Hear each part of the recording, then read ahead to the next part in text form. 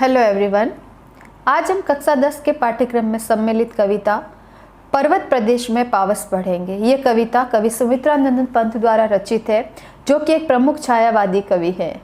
इस कविता के अंदर कवि ने पर्वतीय प्रदेशों में वर्षा ऋतु के सौंदर्य का वर्णन किया है। तो पढ़ते हैं कविता पर्वत प्रदेश में पावस। पावस ऋतु थी पर्वत प्रदेश, पल पल परिवर्तित प्रकृति वेश कि पर्वतीय स्थलों पर वर्षा ऋतु थी, जिसके कारण हर क्षण उनका एक नया ही रूप नजर आ रहा था। मेखलाकार पर्वत अपार, अपने सहस्त्र दृग सुमन फाड़, अवलोक रहा है बार बार, नीचे जल में निज महाकार। इसमें कह रहे हैं कि मेखला के आकार के जो दर्जनों पर्वत विद्यमान है, मेखला अर्थात गर्दनी कमरबंद, कि उसके आकार में जो विशाल पर्वत श्रेणियां वहां पे विद्यमान है, वो अपने नीचे स्थित जल में अपना प्रतिबिंब निहार रहे हैं। ऐसा लग रहा है मानो वो अपने फूल, जो उनके ऊपर जो फूल खिले हुए, उन फूल रूपी आंखों से अपना प्रतिबिंब उस जल में निहार रहे हैं। जिसके चरणों में पलाताल दर्पण सा फैला है विशाल, और उन पर्वत श्रृंखलाओं के नीचे विशाल जलाशय स्थित है, जिसका स्वच्छ जल किसी दर्पण की भांति है और पर्वत का प्रतिबिंब उसमें साफ नजर आ रहा है।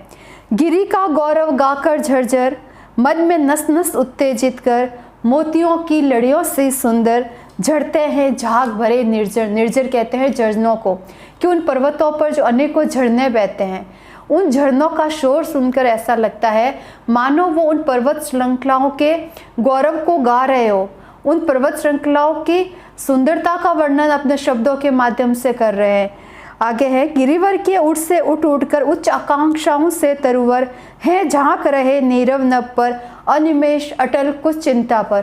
साथ ही साथ वहाँ पे जो विशाल देवदारू आदि के जो वृक्ष होते हैं, जो अपनी विशाल आकार लिए होते हैं, उनको देखकर ऐसा लग रहा है मानो वो आकाश की ओर अनिमेष ताक रहे हैं, कुछ चिंता में डूबे हुए हैं और कुछ ऊंची आकांक्षाओं से भरे हुए हैं, कि मानो वो आकाश को छूना चाहते हैं।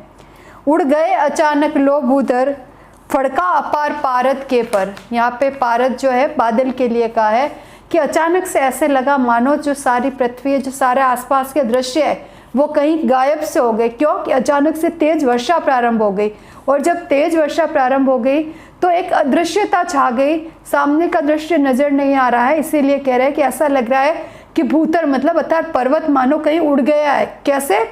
बादलों के पंख लगा करके वो कहीं उड़ गया, क्योंकि चारों ओर घनघोर बादल जो है वह छा गए हैं। रव शेष रह गए हैं निर्जर, है टूट पड़ा भू पर अंबर। कितनी तेज वर्षा प्रारंभ हो गई है कि केवल जो उन वर्षा कणों की जो ध्वनि है, केवल वो सुनाई दे रही है।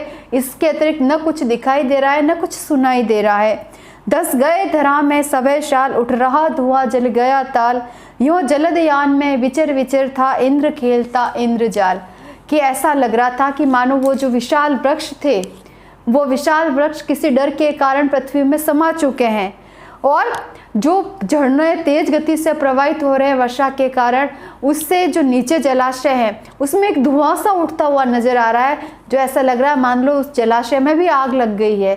तो यहाँ पर उस सारे दृश्यों को देखकर ऐसा लग रहा है, क्योंकि कभी तो बिल्कुल स्वच्छ वातावरण है कि प्रकृति का सौंदर्य बहुत साफ नजर आ रहा है, और कभी अचानक तेज वर्षा प्रारंभ होती है, चारों ओर एक अदृश्यता छा जाती है, एक शून्यता छा जाती है। तो ऐसा लग रहा है मानो जो इंद्रदेव है वो बादलों के रथ पर सवार होकर प्रतिक्षण कोई नया खेल खेल रहे हैं, प्रतिक्षण हमें किसी नए खेल से परिचित करा रहे हैं। Thank you.